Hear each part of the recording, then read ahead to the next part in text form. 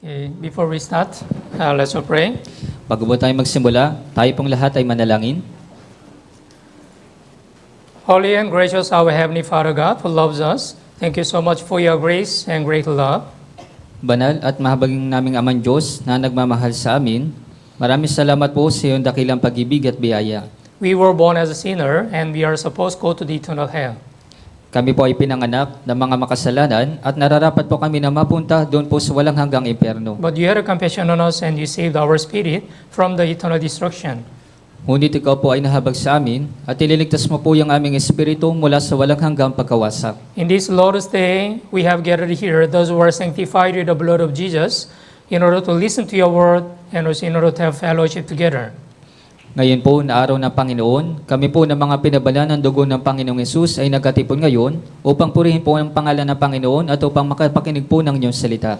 Our Lord gave us another chance, New Year 2026. Ang Panginoon po ay nagbigay po ulit sa amin ng panibagong pagkakataon ngayong taon na 2026. Let us understand the will of God and also let us obey to the word of God so that we can accomplish the will of God through our Christian life. Nawa, unawain po namin ang kalooban ng Diyos at taparin nawa po namin ang kalooban ng Diyos upang sa ganon ay magawa po namin ito sa pamamagitan po ng aming buhay Kristiyano. As a born-again Christian, let us do not forget what is the real purpose of our lives. Bilang isang born-again Christian, wag nawa po namin makalimutan kung ano po yung tunay na layunin ng aming mga buhay. Although this world became very complicated and also there is many people, they don't understand what is the real meaning of their lives. But our born-again Christian, let us be separated and also let us follow the God's will. Kahit na yung mundong ito ay komplikado at hindi po nalalaman ng mga tao yung layunin po ng kanilang mga buhay, pero nawa bilang mga born-again Christian, maging hiwalay nawa po kami sa kanila at unawain po namin ang kalooban ng Diyos. Please protect all of our brothers and sisters from the temptation of Satan. Pakiusap, protektahan niyo po ang mga brothers and sisters mula po sa tukso ni Satanas. Although there are some brethren who are experiencing hardships and difficulties, please give them more wisdom and strength to overcome it. Kahit na meron po mga kapatiran na nakakaranas po ng mga kahirapan, pakiusap, bigyan niyo po sila ng karunungan at kalakasan upang ito po ay kanilang mapagtagumpayan. From tomorrow, we are going to conduct District 5 Bible Seminar, so let us do our best to invite the newcomers so that they will have a chance to listen to God's word. At bukas po ay magdadaos po kami ng District 5 Bible Seminar, kaya nawa gawin po namin yung aming makakaya na makapag-imbita po ng mga baguhan upang magkaroon po sila ng pagkakataon na makapakinig ng salita ng Diyos. And also we are praying for incoming our Grand Bible Seminar in the last week of the January from January 26. At dinadalangin din po namin yung paparating po namin na Grand Bible Seminar na mag-uumpisa po magmula po sa January 26. Let us do our best to preach the gospel to the lost souls continuously. Gawin nawa po namin yung aming makakaya na may pangaral po yung Ebanghelyo sa mga ligaw na kaluluwa ng patuloy. So that this year, the Manila Central Church will be much more fruitful. Upang sa ganoon, sa taon po na ito, ang Manila Central Church po ay masigit na magbunga. And also we can please God through our ministry. Upang sa ganoon, mabigyang lugod din po namin yung Diyos sa pamamagitan po ng aming ministeryo. There are some brethren who are not able to join this Lord's Day sermon today. Meron po kami mga kapatiran na hindi po nakadala ngayon sa aming Lord's Day sermon. Wherever they are staying now, whatever they are doing now, please let them do not forget the grace of God, the love of God, and please let them continue their sincere Christian life. Nasaan man po sila, anuman po yung kanilang ginagawa, nawa, wag po nilang makalimutan ang biyaya at pag-ibig ng Diyos at nawa makapagpatuloy po sila sa kanilang buhay Kristiyano. From the beginning of this Lord's Day sermon until the end, the Holy Spirit is with us and guide us. Magpasimula po hanggang sa matapos ang Lord's Day sermon, ang banal na Espiritu nawa ang tumulong at gumabay po sa amin. In the name of our Lord Jesus Christ, we pray. Ito po yung aming dinadalangin sa pangalan po ng Panginoong Jesucristo. Amen. Amen. Let's open our Bible. Unang Korinto chapter 15. Buksan po natin sa ating mga Biblia sa unang Korinto sa chapter 15. 1 Corinthians chapter 15, verse 10. Sa unang Korinto, chapter 15, dito po sa verse 10.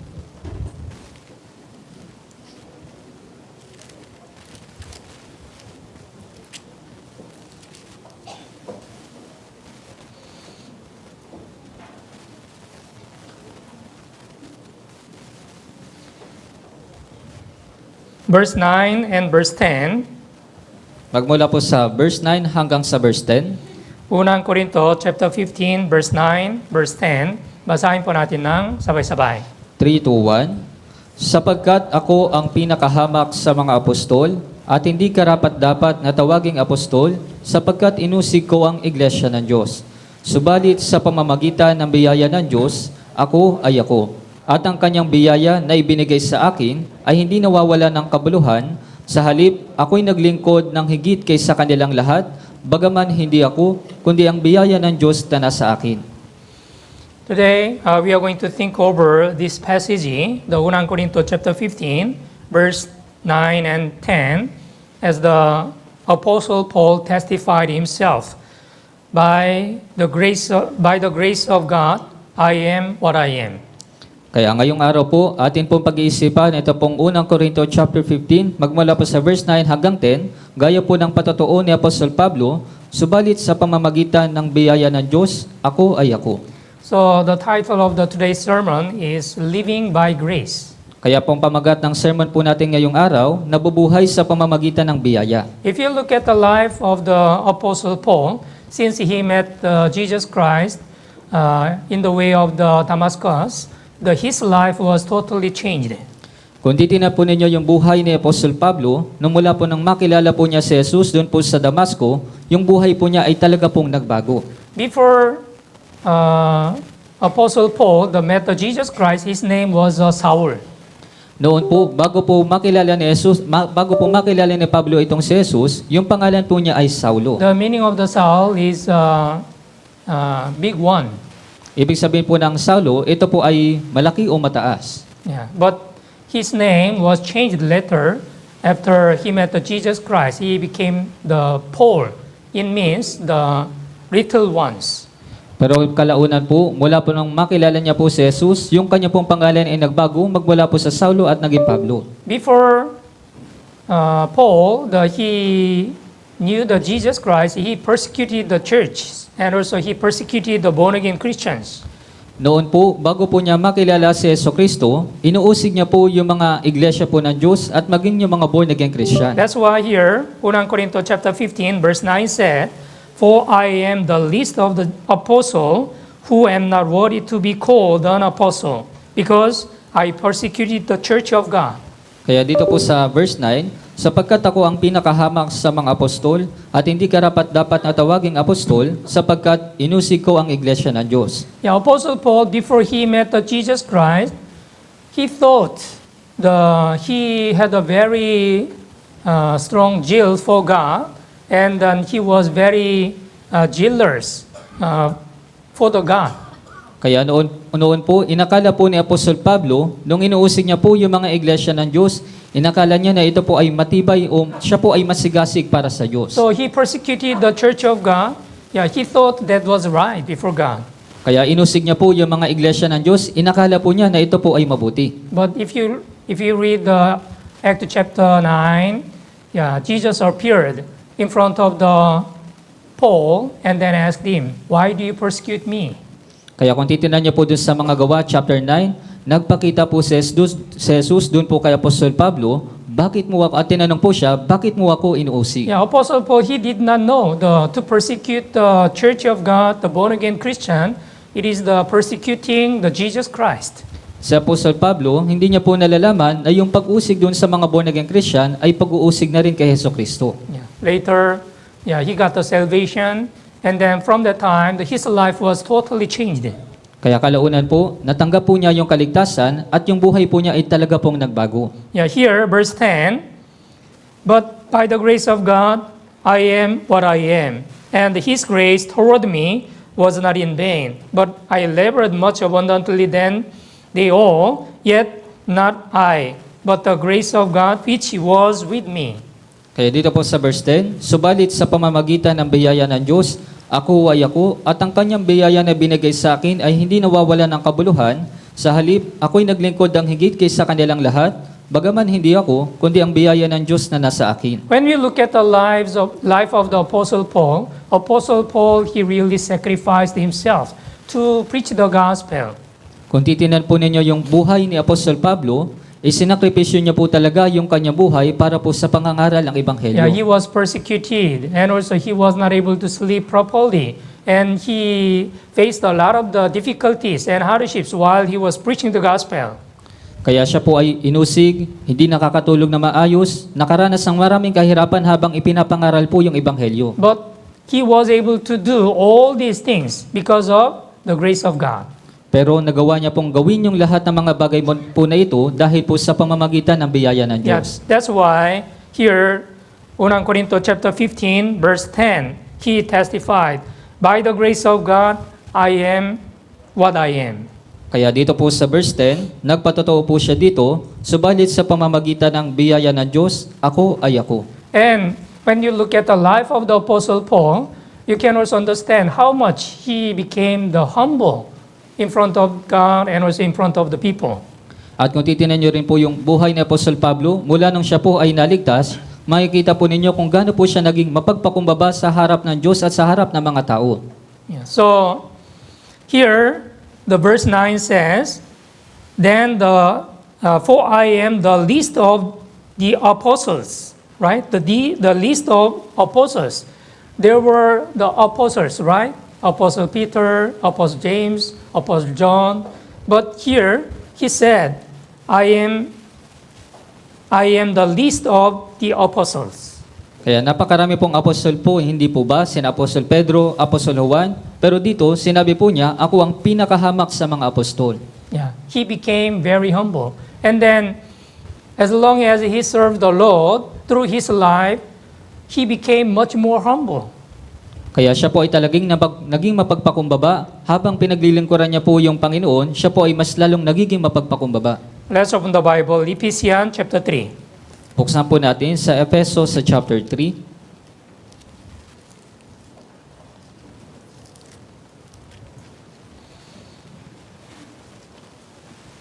Verse 8, Dito po sa verse 8. Ephesians chapter 3, verse 8. Basahin po natin ng sabay-sabay. 3 to 1. Bagaman ako ang pinakahamak sa lahat ng mga banal, ang biyayang ito ay ibinigay sa akin upang ipangaral sa mga hintil ang mga di masukat na mga kayamanan ni Kristo. Yeah, here to me, who am the last and the least of all the saints, right? Among the saints, he was the least.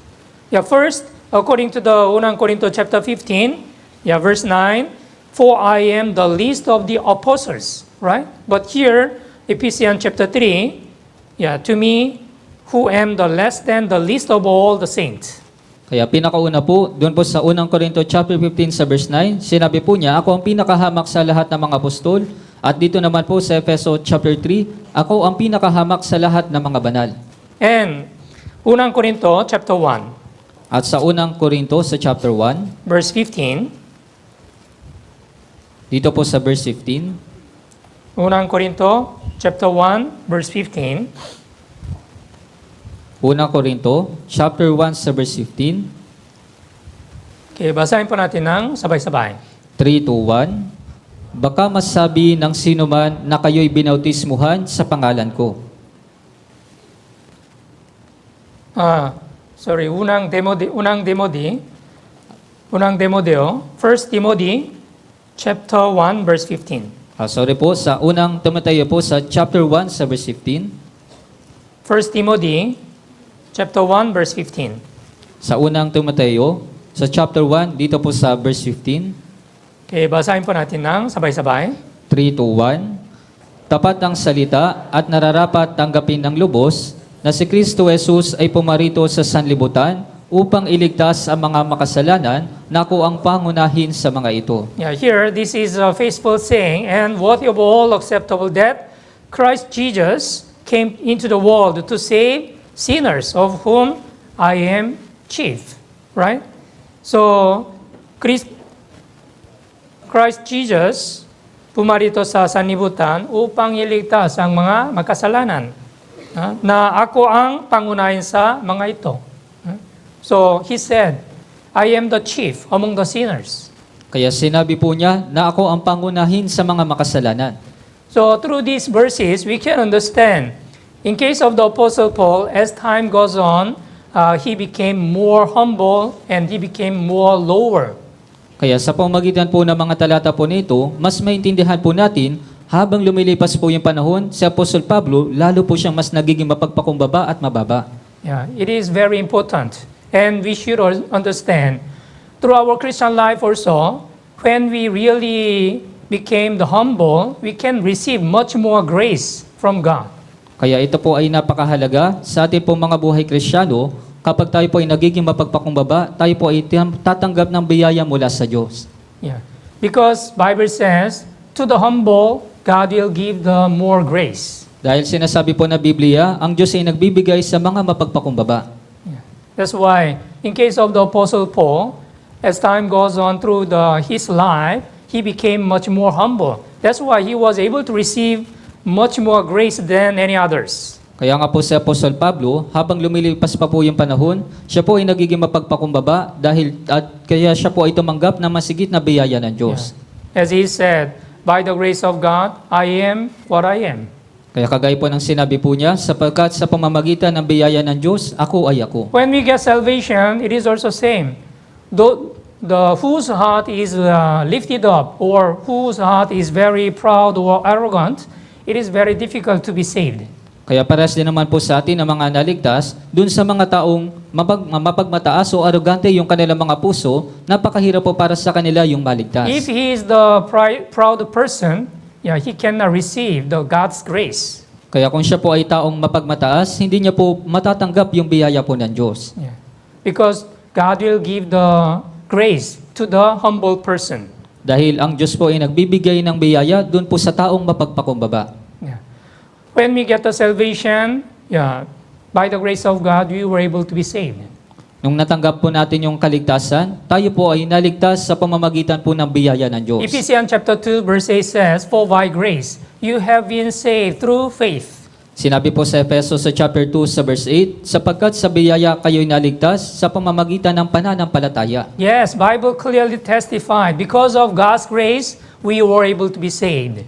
Opo, malino pong nagpatotoo yung Biblia na dahil sa biyaya po ng Diyos, tayo po ay naligtas. No grace, no salvation. Walang biyaya, walang kaligtasan. Think about, if you look at John chapter 8, there is the one story, the woman who was caught in the middle of the adultery.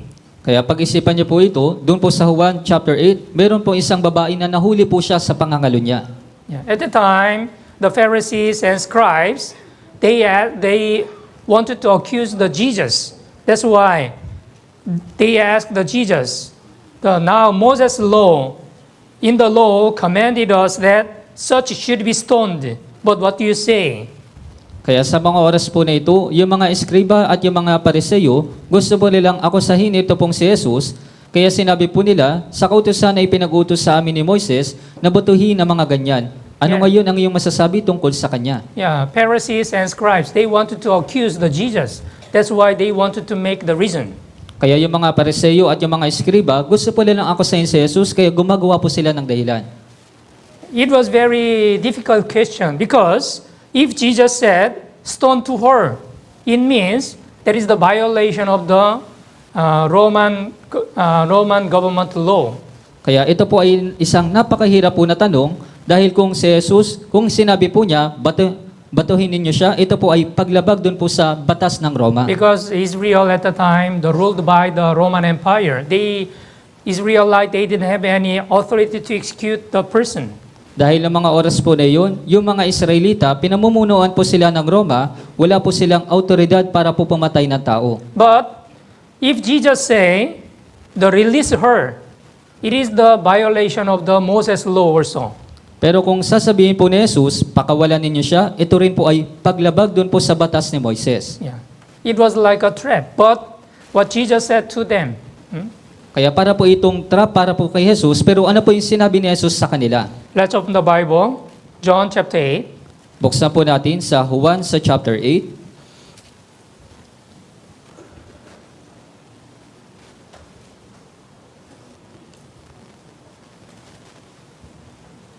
Verse 7, Dito po sa verse 7.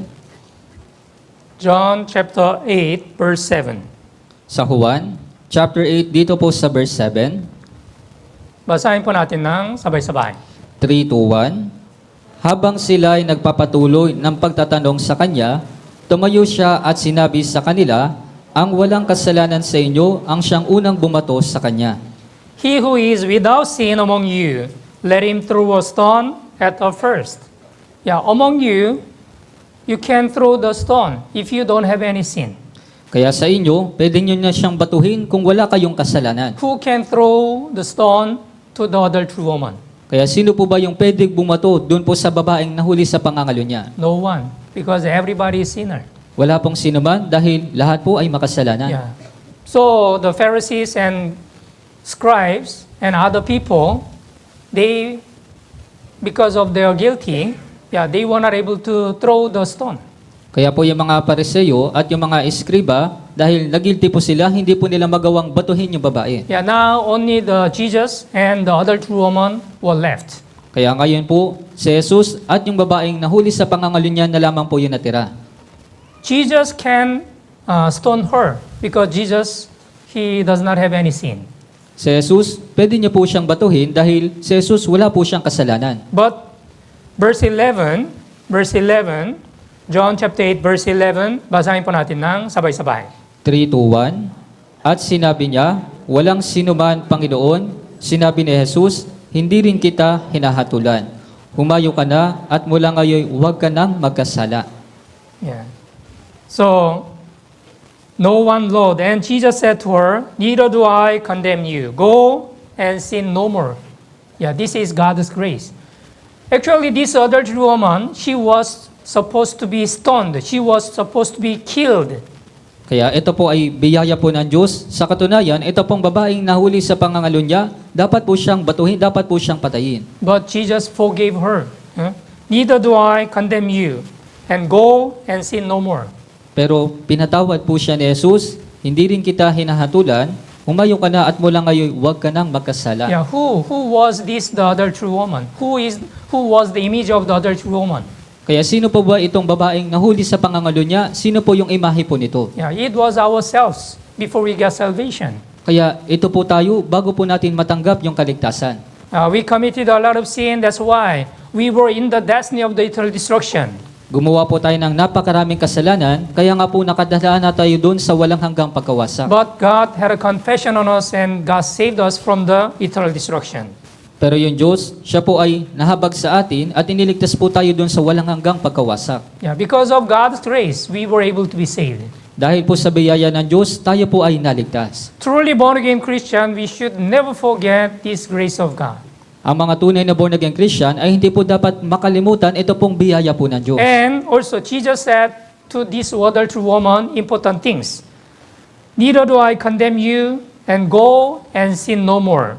At si Jesus din po, mahalaga po yung sinabi po niya dito po sa babaeng nangalo niya, hindi rin kita hinahatulan, humayo ka na at mula ngayon huwag ka nang magkasala. Yeah, when we really understand the real meaning of the eternal redemption, we can be saved.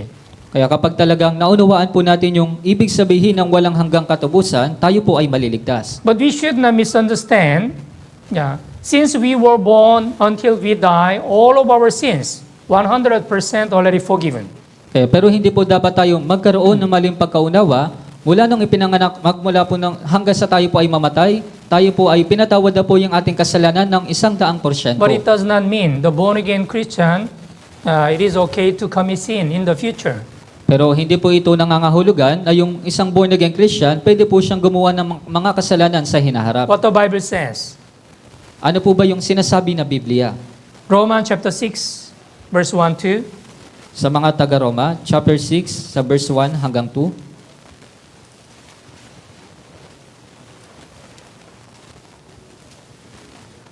Roma chapter 6, verse 1-2. Sa Roma, chapter 6, dito po sa verse 1 hanggang 2. Basahin po natin ng sabay-sabay. 3, 2, 1. Ano nga ang ating sasabihin? Magpapatuloy ba tayo sa pagkakasala upang ang biyaya ay sumagana? Huwag nawang mangyari. Tayong mga namatay na sa pagkakasala, paano nga tayong mabubuhay paroon? Shall we continue in sin that grace may abound? Certainly not. Certainly not. truly born again Christian, we cannot continue committing sins intentionally and continuously. Ang mga tunay na born again Christian, hindi po tayo makakagawa ng kasalanan ng intensyon ng patuloy. Yeah. Jesus Christ told the adulterous woman, "Go and sin no more." Si Yeso Kristo, sinabi niya po dun sa babaeng nangalunya niya, humayo ka na at mula ngayon huwag ka nang magkasala. Yeah, the adulterous woman also was able to be saved, yeah, from her death, by the grace of God. Kaya maging yung babaeng nangalunya, siya rin po ay naligtas mula po sa kanyang kamatayan dahil po sa biyaya ng Yeah, Diyos. we were also saved through the grace of God.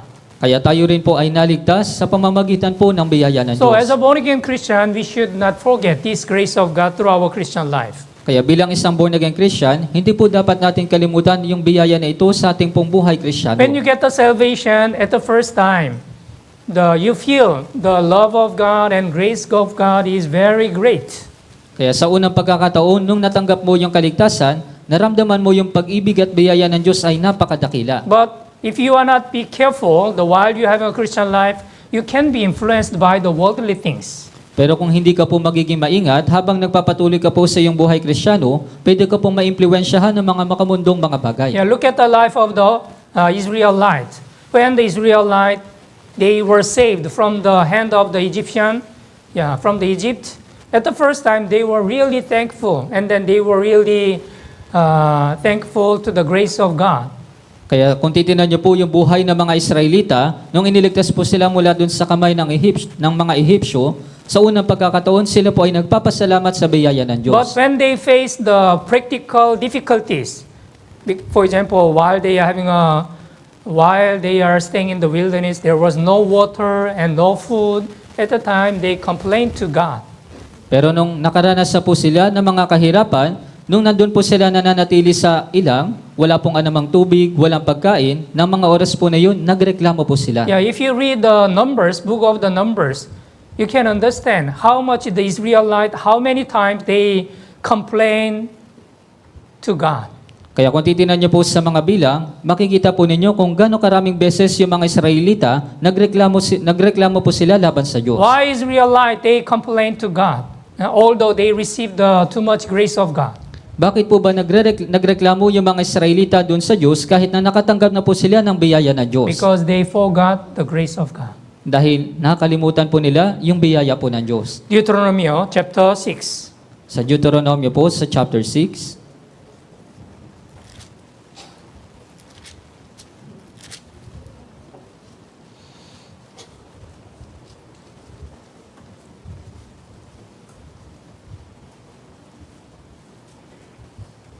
Verse 12. dito po sa verse 12, Yeah, Deuteronomy chapter 6 verse 12. Deuteronomio, chapter 6, dito po sa verse 12, Okay, basahin po natin ng sabay-sabay. 3-1, ingatan mo na baka iyong malimutan ang Panginoon na naglabas sa iyo sa lupain ng Ehipto mula sa bahay ng pagkaalipin. Yes, Moses, he delivered the message to the Israelite to remind the important things. Here, verse 12 says, then beware, lest you forget the Lord who brought you out of the land of Egypt, from the house of bondage. Yes, beware, lest you forget the Lord. Kaya si Moises, pinaalalahanan niya po yung mga Israelita, ingatan mo na baka iyong malimutan ang Panginoon. Yeah. Our born-again Christian, after we get salvation, while we are having a Christian life, we should never forget the grace of God. Kaya ang ating po mga born-again Christian, habang tayo po ay nagkakaroon ng ating buhay Kristiyano, hindi po dapat natin kalimutan yung biyaya ng Diyos. Yeah, if you forget the grace of God, from the moment you will start complaining. Kaya kapag nalimutan mo na po yung biyaya ng Diyos, sa sandaling pong iyon, ikaw po ay magrereklamo. But those who experience the grace of God, they will give thanks instead. Pero doon po sa mga nakaranas ng biyaya ng Diyos, sa halip sila po ay magpapasalamat. According to the 2 Samuel, chapter 9, there is the story of the Mephibosheth, the son of the Jonathan. Kung titingnan niyo po sa ikalawang Samuel sa chapter 9, naroon po yung kwento ni Mephibosheth, siya po yung anak po ni Jonathan. Yeah. As you know well, the Jonathan was best friend of the King David. Kaya gaya po ng inyo nalalaman, itong si Jonathan, siya po yung matalik na kaibigan ni Haring David. After King David, he became the king. He wanted to show the mercy to the family of the Jonathan. Pagkatapos po na maging hari po ni Haring David, gusto po niyang magpakita po ng awa ng habag doon po sa pamilya po ni Jonathan. He asked the servant, among the household of the Jonathan, who is remaining. Kaya tinanong niya po yung kanyang lingkod kung sino pa po yung natitira doon sa sambahayan ni Jonathan. Yeah, there was the only one, the Mephibosheth. Kaya naroon po yung nag-iisa na si Mephibosheth. So David commanded the servant to bring the Jonathan, and then he will be like the prince, and then he will have a meal with the King David like a prince, other prince. Kaya po inutusan po ni David yung kanyang lingkod doon po kay Jonathan na sila po ay magkasalong kakain kasama yung princess at si Jonathan. Yeah, that was a great grace to the Jonathan's son, the Mephibosheth. Kaya ito po ay napakadakilang biyaya para po dun sa anak ni Jonathan na si Mephibosheth. As you know well, the Saul's family already destroyed. And then maybe Mephibosheth, also after his father died, he had a miserable life. Kaya po ng inyong nalalaman, wasak na po yung pamilya po ni Saul at sa pamilya po ni Jonathan, tanging si Mephibosheth na lamang po yung parang miserable po yung kanyang naging buhay. There was no one who take care of the Mephibosheth. Kaya wala pong sino man yung nag-alaga doon po kay Mephibosheth. But King David, he remembered his friend, the Jonathan, and then he wanted to show his mercy and the grace to his son, the Mephibosheth. Pero si Haring David, gusto niyo po niyang alalahanin yung biyaya po sa kanya, na gusto po niyang suklian, alagaan po yung anak po ni si Mephibosheth. 2 Samuel chapter 9. Sa ikalawang Samuel po sa chapter 9.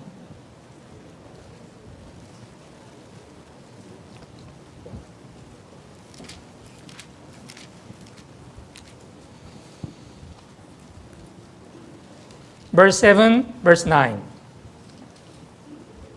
Magmula po sa verse 7 hanggang sa verse 9. Ikalawang Samuel chapter 9, verse 7, verse 9. Ikalawang Samuel po sa chapter 9, verse 7, verse 8. Sa chapter 9 po, sa verse 7 hanggang sa verse 8. Basahin po natin ng sabay-sabay. 3, 2, 1. Sinabi ni David sa kanya, "Huwag kang matakot, sapagkat pagpapakitaan kita ng kabutihan, alang-alang kay Jonathan na iyong ama, ibabalik ko sa iyo ang lahat ng lupain ni Saul na iyong ama, at ikaw ay palaging kakain sa aking hapag." At siya'y nagbigay galang at nagsabi, "Ano ang iyong lingkod upang iyong tingnan ang isang asong patay na gaya ko?" Yeah. So Mephibosheth, his situation was like a dead dog. Huh? It was really the miserable condition. There was no one who to take care of him. But King David, he showed his mercy and grace to the son of the Jonathan, Mephibosheth. Kaya si Mephibosheth, talagang miserable po yung kanyang posisyon. Siya po ay gaya po ng patay na aso, pero si Haring David, nagpakita po siya ng awa at biyaya dito po kay Mephibosheth. So, this Mephibosheth, he was not able to forget the grace of the David, what he showed. Kaya ito pong si Mephibosheth, hindi niya po magawang makalimutan yung biyaya, yung awa po na pinakita ni Haring David sa kanya. Yeah, later, as you know well, the David's son, the Absalom's the treason. At the time, David, he had to escape from the palace. Kayo po ng inyo nalalaman, then yung anak po ni Haring David na si Absalom, nagkaroon po siya ng pagtataksil sa oras po na iyon, kaya tumakas po si Haring David. But Mephibosheth, he was not able to follow the King David because he was lame. Kaya dahil si Mephibosheth, hindi niya po magawang makasunod dito po kay Haring David dahil isa po siyang lumpo. Yeah. And later, while the King David was escaping, the servant of Mephibosheth, Ziba, he brought some bread, wine, and the fruits to the King David. Kaya habang tumatakas po si Haring David, ito pong lingkod po ni Mephibosheth, itong si Ziba, nagdala po siya ng pagkain at ng alak para po kay Haring David. Yeah, Ziba, he slandered his master, Mephibosheth. Kaya itong si Ziba, siniraan niya po yung kanyang Panginoon na itong si Mephibosheth. Yeah, Mephibosheth already betrayed King David. Kaya si Mephibosheth, pinagtaksilan niya na itong si Haring David. At the time, King David, he misunderstood about Mephibosheth. Kaya ng mga oras po na ito, nagkaroon po ng maling pagkaunawa itong si Haring David dun po kay Mephibosheth. But when he came back to the Jerusalem, he came to understand the situation. Mephibosheth never betrayed him. Pero nung bumalik na po si Haring David dun po sa Jerusalem, nagawa niya pong maintindihan yung sitwasyon. Si Mephibosheth, hindi niya po kailanman pinagtaksilan si Haring David. Yes, Mephibosheth, he received too much grace from David. Kaya si Mephibosheth, tumanggap po siya ng labis na biyaya mula po kay Haring David. Yeah, he was not able to betray him. Kaya hindi po niya magawang taksilan ito pong si Haring David. Ikalawang Samuel chapter 19. Sa ikalawang Samuel po sa chapter 19,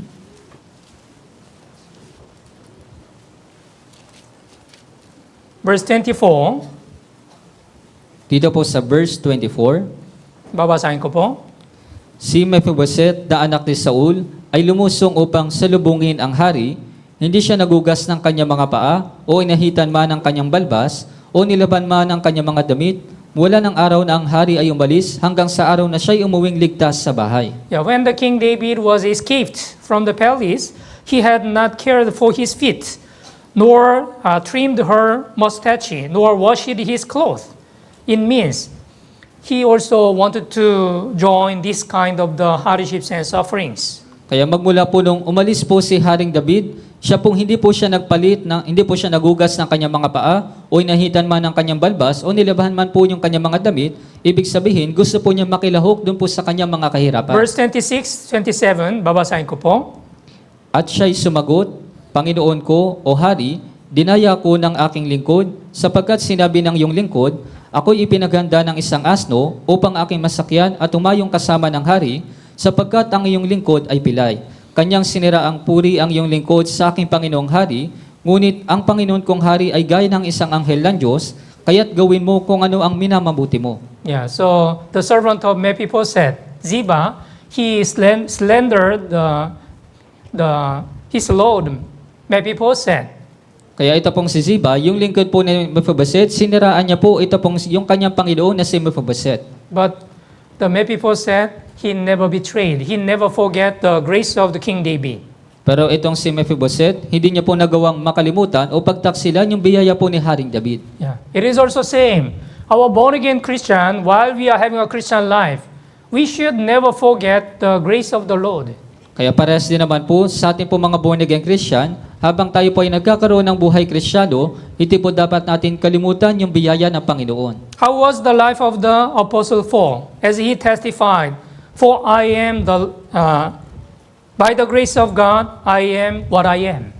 Ano po ba yung naging buhay ni Apostol Pablo? Gaya po ng patotoo ni Apostol Pablo, subalit sa pamamagitan ng biyaya ng Diyos, ako ay ako. Yeah, there is no one who receives so much persecution and the hardships and the difficulties like the Apostle Paul while he was preaching the gospel.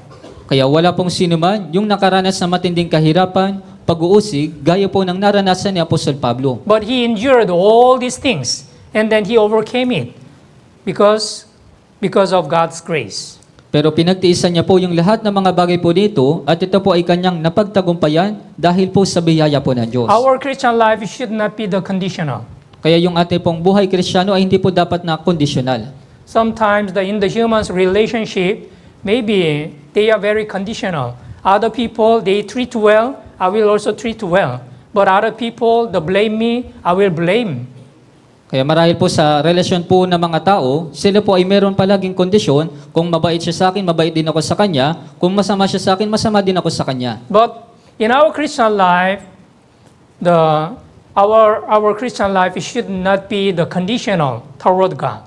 Pero sa atin pong buhay Kristiyano, yung atin pong buhay Kristiyano ay hindi po dapat na may kondisyon sa harapan po ng Because Diyos. we have received too much grace of God. Dahil nakatanggap po tayo ng labis na biyaya mula sa Diyos. Yeah, as you know well, Hebrews chapter 2 verse 3 says, how shall we escape if we neglect so great a salvation? Kaya sinabi po sa Hebreo chapter 2 sa verse 3, paano nga tayo makakatakas kung ating pababayaan ang ganito kadakilang kaligtasan? So, although we are in the middle of the difficult situation, we should have the faith to overcome it. Kahit na nasa gitna po tayo ng mga kahirapan, sa mga sitwasyon, dapat po nating mapagtagumpayan ito sa ating pong pamamagitan po ng ating pananampalataya. Yeah, sometimes you are in the middle of the really difficult situation and the very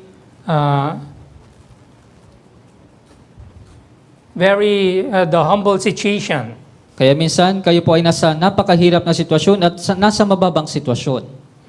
But although you are in the middle of this kind of difficult situation, you will keep your faith.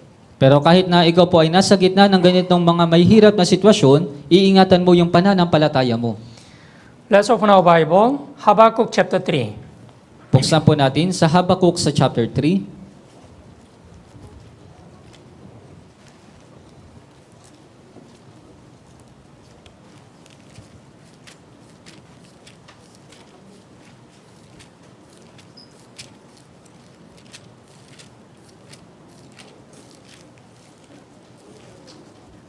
Habakkuk chapter 3, Dito po sa Habakuk sa chapter 3, verse 17, 18. dito po sa verse 17 hanggang verse 18. Basahin po natin ng sabay-sabay. 3, 2, 1. Bagamat ang puno ng igos ay hindi namumulaklak, di magkakaroon man ng bunga sa mga puno ng ubas, ang olibo ay hindi magbubunga, at ang mga bukid ay hindi magbibigay ng pagkain, ang kawan ay aalisin sa kulungan, at hindi na magkakaroon ng bakahan sa mga silungan, gayon may magagalak ako sa Panginoon, ako'y magagalak sa Diyos ng aking kaligtasan. Yeah, though the fig tree may not blossom, nor fruits be on the vines, though the labor of the olive may fail, and the field yield no food, and though the flock may be cut off from the fold, and there are no herd in the stars. So here, the verse 17, he has nothing physically. Kaya dito po sa verse 17, wala po siyang anumang bagay sa kanyang pisikal. But verse 18, he said, yet I will rejoice the Lord. I will joy in the God of my salvation. Pero sinabi po dito sa verse 18, gayon may magagalak ako sa Panginoon, ako'y magagalak sa Diyos ng aking kaligtasan. According to this passage, we can understand the real faith is not conditional. Kaya ayon po sa mga talata po na ito, yung tunay na pananampalataya ay hindi po ito kondisyonal. Yeah, whether you are rich or poor, whether you are high and low, or whether you are healthy or sick, you should keep your faith. Kaya kahit na ikaw po ay mahirap o mayaman, mataas o mababa, malusog o hindi, dapat mo pong ingatan yung pananampalataya mo. So we can say the true faith is nevertheless or in spite of. Kaya masasabi po natin na yung tunay na pananampalataya ay kahit na o sa kabila ng. Yeah, I am in the middle of this difficult situation. In spite of these difficulties, I can continue to serve the Lord. Kaya nasa mahirap akong sitwasyon, sa kabila ng mahirap na sitwasyon na ito, ako ay mananatili sa Panginoon. Yeah, this is the true faith. Ito po yung tunay na pananampalataya. Yeah, those who experience the grace of God, yeah, they will continue to serve the Lord. Kaya doon po sa nakaranas ng biyaya po ng Diyos, sila po ay magpapatuloy na maglingkod sa Panginoon. Awit 31, Sa awit 31,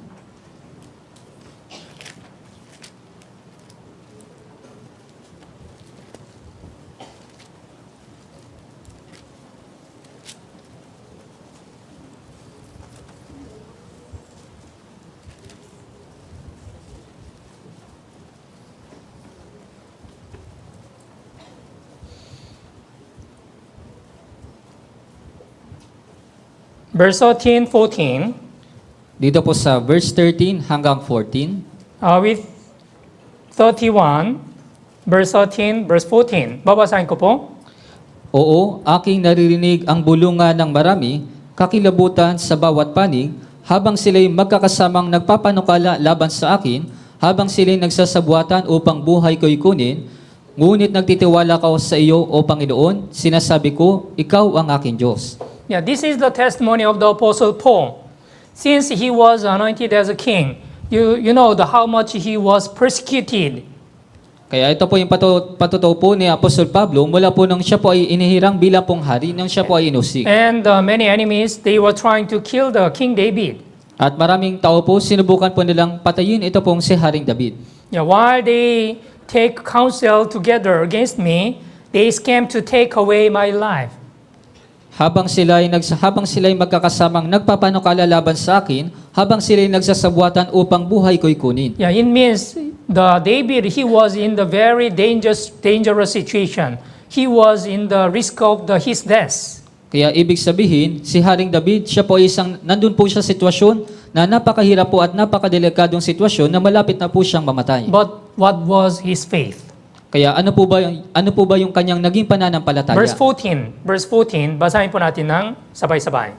3, 2, 1. Ngunit nagtitiwala ako sa iyo, O Panginoon, sinasabi ko, ikaw ang aking Diyos. Yeah. Here, but as for me, yeah, I trust in you, O Lord. I say, you are my God. Yeah, although David was a really dangerous situation and difficult situation, yeah, in the risk of his death, but he really trusts in God. Kaya kahit na si Haring David, nasa gitna po siya ng delikadong sitwasyon, napakahirap na sitwasyon, nasa bingit na po siya ng kamatayan, pero nagtiwala po siya sa Diyos. Yeah, his faith was not changed. Yung kanya pong pananampalataya ay hindi nagbago. Yeah. And what about Daniel's 3 friends?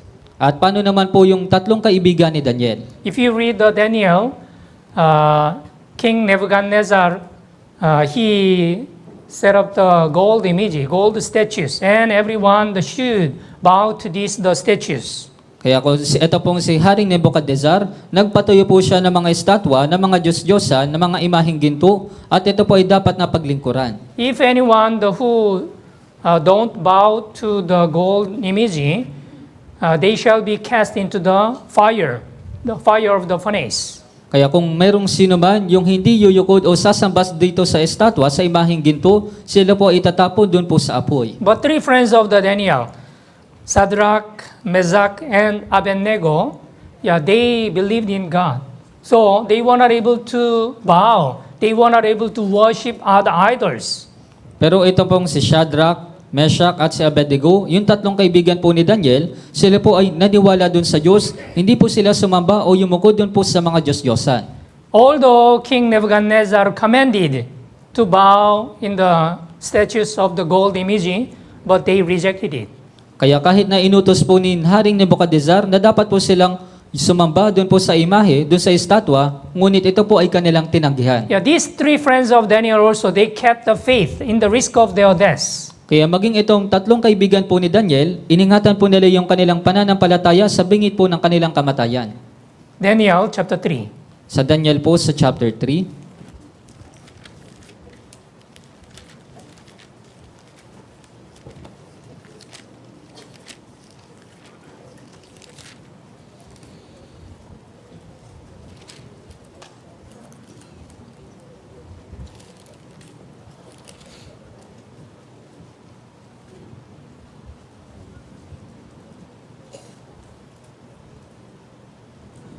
From verse 16 to verse 18, magmula po sa verse 16 hanggang sa verse 18, babasahin ko po. sina Shadrach, Meshach at Abednego ay sumagot sa hari, O Nebuchadnezzar, hindi namin kailangan sagutin ka sa bagay na ito kung mangyayari na ang aming Diyos na pinaglilingkuran namin ay makapagliligtas sa amin sa hurno ng nagniningas na apoy, ay hayaang iligtas niya kami sa iyong kamay, O hari. Ngunit kung sakali mang hindi, dapat mong malaman, O hari, na hindi kami maglilingkod sa iyong mga Diyos, ni sasamba man sa rebultong ginto na iyong ipinatayo. Yes. Daniel's 3 friends, they believed. If the king Nebuchadnezzar, he cast these 3 friends into the fire of the furnace, God will deliver them from the fire. Kaya ito pong tatlong kaibigan po ni Daniel, naniwala po sila doon sa Diyos na kahit na itapon po sila doon po sa hurno po na nagdiningas na apoy, sila po ay ililigtas ng Diyos. And verse 18, important things, verse 18. But if not, let it be known to you, O king, what we do not serve your gods, nor will we will worship the gold image which you have set up. Pero yung pinakamahalagang bagay po, dito po sa verse 18, ngunit kung sakali bang hindi, dapat mong malaman, O hari, na hindi kami maglilingkod sa iyong mga Diyos, ni sasamba man sa rebultong ginto na iyong ipinatayo. Yeah. Kung sa limang hindi, yeah. Although God does not deliver them, they will not worship the idols. Kaya kahit na hindi po sila iligtas po ng Diyos, hindi po sila maglilingkod dun po sa mga Diyos-Diyosan. Yeah. This is the true faith. Ito po yung tunay na pananampalataya. Yeah, those who experience the grace of God, they will keep their faith until the end. Doon po sa mga taong nakaranas ng biyaya ng Diyos, iingatan po nila yung kanilang pananampalataya hanggang sa huli. Through this kind of the stories, we should receive the lessons. What about the King David, and what about the three friends of the Daniel? Kaya sa pamagitan po ng mga aral po na ito, pag-iisipan po natin kung ano po yung naging pananampalataya po ni Haring David at yung tatlong kaibigan ni Daniel. They never forget the grace of God. That's why they kept their faith until the end. Hindi po nila kinalimutan yung biyaya po ng Diyos, kaya nagawa po nilang ingatan yung kanilang pananampalataya hanggang sa But huli. nowadays, there are the brothers and sisters who seems like to forget the grace of God. Pero sa panahon po natin ngayon, meron po mga brothers and sisters na para bang nakalimutan na nila yung biyaya ng Diyos. They have a priority on their physical life rather than the serving the Lord. Mas prioridad nila, mas sinuuna nila yung kanilang pisikal na buhay kaysa po sa gawain ng Panginoon. Yeah. So we need to think about what is much more important in our life. Kaya kailangan po natin pag-isipan kung ano po yung mas mahalaga sa ating mga buhay. If we really receive the grace of God, that we should not forget this grace. Kung talagang natanggap natin yung biyaya ng Diyos, hindi po dapat natin makalimutan yung biyaya na ito. Deuteronomy chapter 32. Sa Deuteronomio chapter 32,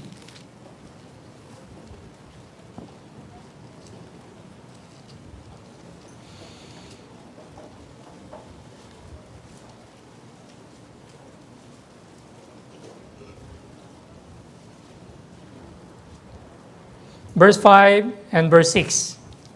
dito po sa verse 5 hanggang sa verse 6, Deuteronomy chapter 32, verse 5, verse 6.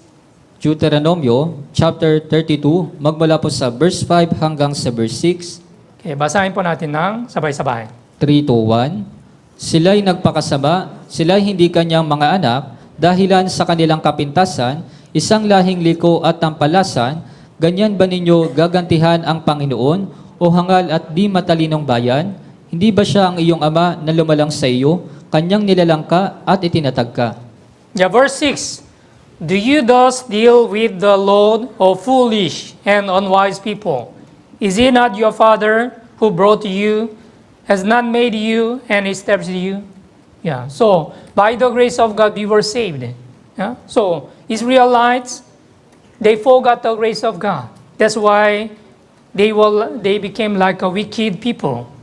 Kaya tayo po ay naligtas sa pamamagitan po ng biyaya ng Diyos, pero ito po mga Israelita, nakalimutan po nila yung biyaya ng Diyos, kaya nga po, gaya po sila po ay naging parang masasama. When they forgot the grace of God, they started to worship other idols. Nung nag-umpisa po silang makalimutan nila yung biyaya ng Diyos, sila po ay nag-umpisa na sumamba dun sa mga Diyos-Diyosan. Nowadays it is also same. If we forget the grace of God, maybe we will have a priority on our physical life. Parehas din naman po sa panahon natin ngayon, kung makakalimutan po natin yung biyaya ng Diyos, maaari tayong magkaroon ng prioridad lamang sa ating buhay. We will regard other things more important rather than God. Mas pahalagahan natin yung ibang mga bagay kaysa po sa Diyos. We should pray, may the Lord dwell in your heart always. Kaya dapat po tayong manalangin palagi na yung Panginoon nawa ay paraging manirahan sa iyong puso. Yeah, the Lord should be first in your life. yung Panginoon po ay dapat palaging maging una sa iyong buhay. For example, I will explain the one story. For example, there is the street boy. He has no house, he has no food, and also he is sick. Kaya halimbawa po, meron po kasi inyong ikikwento, halimbawa, meron pong isang lalaking pulubi, siya po ay mahirap, siya po ay walang pagkain at may sakit. He was really in the middle of the miserable and difficult situation. Siya po ay talagang nasa mahirap at miserable pong sitwasyon. But one gentleman, he had a compassion on him, and then he brought him in his house. Pero mayroon pong isang dakilang lalaki, siya po ay naawa po sa kanya at dinala po siya dun sa kanyang bahay. He washed him and then gave the food, and also he allowed him to stay in his house. Kaya hinugasan niya po siya, binigyan ng pagkain, at siya po ay pinagaling at pinanatili po siya dun po sa kanyang bahay. As he wants, he can stay in his house like other children. Hanggat gusto niya, pwede siyang manatili dun sa kanyang bahay, gaya po ng iba mga bata. He received everything what he wants. Kaya natanggap po niya yung kahit na anumang gusto niya. But think about this street boy. He was influenced the other bad friends again, and then he stole the big money from the house. For example, 4 million pesos, and then he ran away. Kaya pag-isipan niyo po ito pong batang lalaki po na ito, siya po ay na-impluwensyahan ng masasamang bata, ng masasamang tao, at siya po ay nagnakaw ng 4 milyon at tumakas po dun sa bahay. We cannot imagine this kind of situation. Kaya hindi po natin magawang maisip yung ganito pong sitwasyon. What about? We have received the too much grace of God. Kaya paano naman po, natanggap po natin yung labis na biyaya ng Diyos. But if we forget like the Israelite, it is not desirable.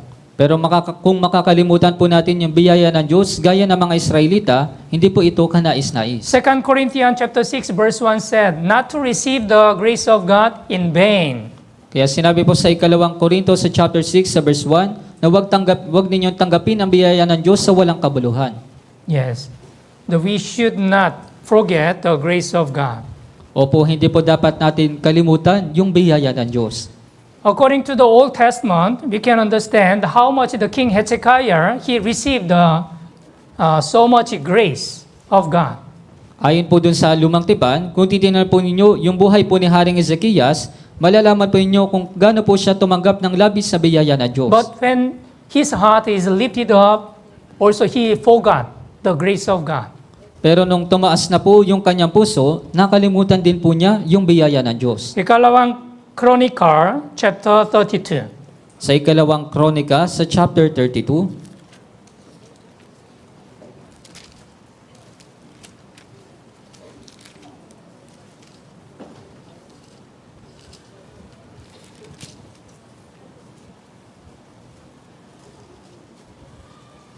verse 25, dito po sa verse 25, Ikalawang Kronika, chapter 32, verse 25. sa 2 Kronika, sa chapter 32, dito po sa verse 25, Basahin po natin ng sabay-sabay. 3, 2, 1, ngunit si Hezekias ay hindi tumugon ayon sa kabutihang ginawa sa kanya, sapagkat ang kanyang puso ay naging palalo, kaya't ang puot ay dumating sa kanya sa Juda at sa Jerusalem.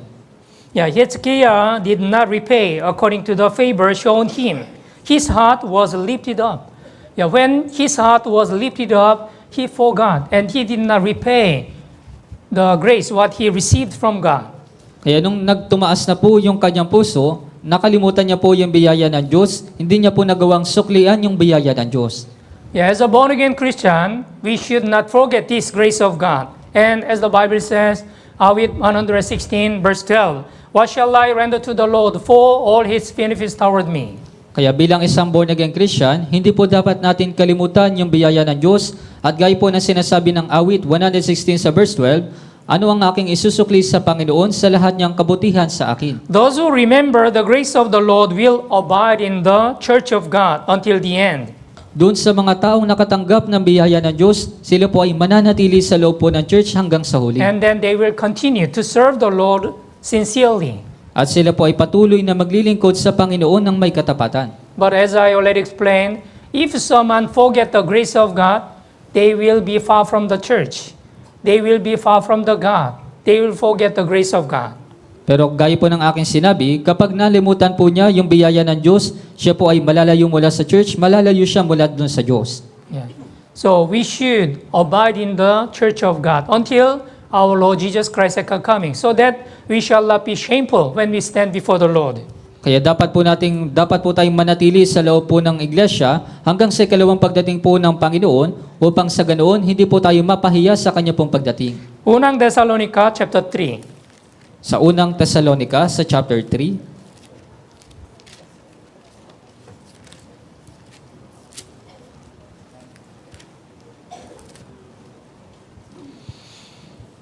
Verse 13. dito po sa verse 13, Unang Thessalonica chapter 3 verse 13. unang Tesalonica chapter 3 dito po sa verse 13, Basahin po natin ng sabay-sabay. 3-1, patibayin nawa niya ang inyong mga puso sa kabanalan upang maging walang kapintasan sa harapan ng ating Diyos at Ama sa pagdating ng ating Panginoong Hesus na kasama ang lahat ng kanyang mga banal. Yeah. So Apostle Paul prayed for the Thessalonica church brethren. They can continue to serve the Lord. And when they stand before the Lord,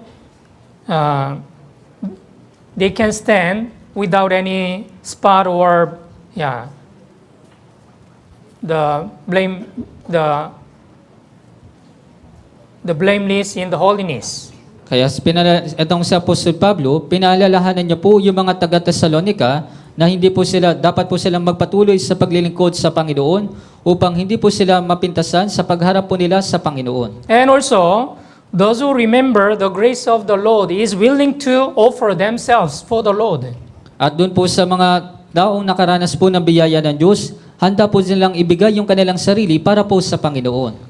As you know well, the Romans chapter 12 verse 1 said, you present your bodies as a living sacrifice. Gaya po na sinasabi doon sa Roma chapter 12 sa verse 1, na inyong ialay ang inyong katawan na isang handog na buhay. Yeah, look at the life of the Apostle Paul. Since he met the Jesus Christ, he offered himself and then he really sacrificed himself to preach the gospel. Kaya kung titingnan nyo rin po yung buhay ni Apostol Pablo, talagang inialay niya po yung kanyang buhay, isinakripisyo niya po yung kanyang sarili para po maipangaral yung Ebanghelyo. Apostle Paul, he did his best to please God through his life. Sa Apostol Pablo, ginawa niya po yung kanyang makakaya para po bigyang lugod yung Diyos sa kanyang buhay. Ikalawang Korinto, chapter 5, verse 9. Sa ikalawang Korinto, sa chapter 5, dito po sa verse 9,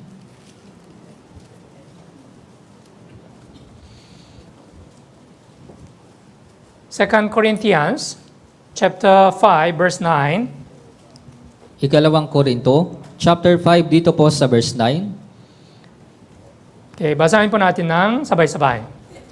3-1, kaya't maging nasa tahanan o malayo sa tahanan, ang aming mithiin ay ang bigyan siya ng kasiyahan. Yeah, therefore, we make it our aim, whether present or absent, to be well-pleasing to Him. Yeah, our born-again Christian, we are living in this world to please God through our Christian life. Opo, ang ating mga born-again Christian, tayo po ay nabubuhay pa sa mundong ito upang bigyang lugod yung Diyos sa ating mga buhay Kristyano. Yeah. Former Christians, they really offer themselves to the Lord. Yung mga sinaunang Kristyano, talagang inialay po nila yung kanilang sarili sa Panginoon. Yeah. And also, those who remember the grace of the Lord will live for the gospel. At isa pa po, doon po sa mga nakakaalala ng biyaya ng Diyos, sila po ay mabubuhay para po sa Ebanghelyo. Yeah. If you look at the life of the Apostle Paul, he did his best to preach the gospel. Kaya kung titingnan niyo po yung buhay ni Apostol Pablo, talagang ginawa niya po yung kanyang makakaya para po maipangaral yung Ebanghelyo. Gawa 20, verse 24. Sa Gawa 20, dito po sa verse 24, Acts chapter 20, verse 24. Gawa. sa Gawa po, chapter 20, dito po sa verse 24,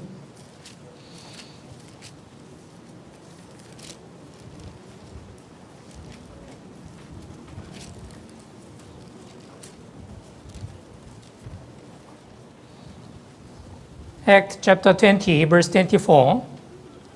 sa Gawa, chapter 20, dito po sa verse 24, Basahin po natin ng sabay-sabay. 3 to 1. Ngunit hindi ko itinuturing ang aking buhay na mahalaga sa aking sarili upang maganap ko lamang ang aking katungkulan at ang ministeryong tinanggap ko sa Panginoong Yesus na magpatotoo sa magandang balita ng biyaya ng Diyos. Yeah, this is the testimony of the Apostle Paul. Yeah, we also receive the same grace like of Apostle Paul. Ito po yung patotoo ni Apostol Pablo, tayo rin po tumanggap ng parehong biyaya kagaya ni Apostol If Pablo. we remember the grace of God, also we should live for the gospel. Kung maaalala po natin yung biyaya po ng Diyos, tayo rin po ay mabubuhay para po sa Ebanghelyo. Yeah, if you look at the Romans chapter 16, there are many the fellow workers of the Apostle Paul. When he was preaching the gospel, there were so many fellow workers, faithful, sincere, faithful workers.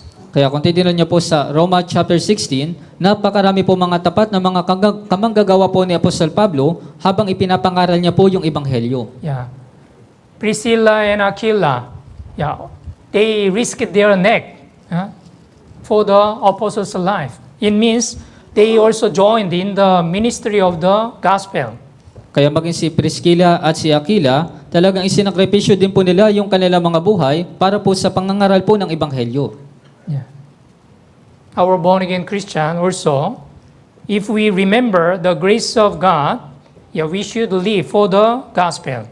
Kaya maging yung ating mga born-again Christian, kung maalala po natin yung biyaya ng Diyos, dapat din po tayong mabuhay para sa Ebanghelyo. Our Lord gave us another chance, New Year 2026. Ang Panginoon po ay nagbigay po ulit sa atin ng panibagong pagkakataon ngayong taon na 2026. I believe many of our brothers and sisters already made the New Year's resolution how to preach the gospel. Naniniwala po ako na marami sa ating brothers and sisters, gumawa na sila ng kanilang New Year's resolution kung paano maipapangaral ang Ebanghelyo. Yeah. From tomorrow, we will conduct District Bible Seminar 51, 52, 53 Bible Seminar, and also the end of January, we have our first Bible Seminar of this year from January 26. Kaya magmula po bukas, magkakaroon po tayo ng District 5 Bible Seminar, ang Sergio 51, 52 at 53, at magmula naman po sa January 26, ito po yung ating unang Grand Bible Seminar sa taon na ito. Yeah, so I really pray this year our brothers and sisters can evangelize many lost souls so that we can please God through our Christian life. Kaya ako po ay talagang nananalangin na sa taon po na ito, marami sa ating brothers and sisters ay makakapag-evangelize po na maraming ligaw na kaluluwa upang mabigyang lugod po natin yung Diyos sa ating mga buhay. Okay, today, according to this 1 Corinthians chapter 15, verse 9 and 10, yeah, we learned about many lessons. Kaya ngayon po, dito po sa unang Korinto chapter 15, magmula po sa verse 9 hanggang 10, natutunan po natin yung maraming mga bagay. Yeah, as the Apostle Paul said, by the grace of God, I am what I am. Gaya po na sinabi ni Apostol Pablo, sa pamamagitan ng biyaya ng Diyos, ako ay ako. We should not forget the grace of God, and we should have a more sincere and faithful the Christian life. Hindi po dapat natin kalimutan yung biyaya ng Diyos at dapat po tayong magkaroon ng masigit na tapat na pamumuhay Kristiyano. Okay, let's all pray. Tayo pong lahat ay manalangin. Holy and merciful our Heavenly Father God, thank you so much for the grace of your salvation. Banal at mahabagin naming Amang Diyos, maraming salamat po sa biyaya ng kaligtasan. We are the miserable sinner who was supposed to be lost. Kami po ay isang miserableng makasalanan na nararapat po na mapahamak. But you had compassion on us and you saved our spirit from the eternal destruction. Ngunit ikaw po ay nahabag sa amin at iniligtas mo po yung aming espiritu mula sa walang hanggang pagkawasak. Today we have learned the living by grace according to the 1 Corinto chapter 15 verse 9 and 10. At ngayong araw po, natutunan po namin ang pamumuhay po sa pamamagitan po ng biyaya ayon po sa 1 Korinto sa chapter 15 sa verse 9 hanggang 10. Let us do not forget the grace of God, and let us continue to serve the Lord sincerely until our Lord Jesus Christ's second coming. Huwag nawa po namin makalimutan ang biyaya ng Diyos at masigit nawa po namin paglingkuran na may katapatan ang Panginoon hanggang sa ikalawang pagdating po ng Panginoong Jesucristo. We are praying for District 5 Bible Seminar from tomorrow and also Grand Bible Seminar in the last week of January. Dinadalangin po namin ang paparating po namin na District 5 Bible Seminar magmula po bukas at ang aming pong Grand Bible Seminar magmula po sa katapusan ng January. Let us have one mind and cooperate with one another in order to accomplish the will of God through our church. Magkaroon nawa po kami ng isang isipan at tulungan po namin yung isa't isa upang matupad po namin yung kalooban ng Diyos sa pamamagitan po ng aming iglesia. In the name of our Lord Jesus Christ, we pray. Ito po yung aming dinadalangin sa pangalan po ng Panginoong Hesukristo. Amen. Amen.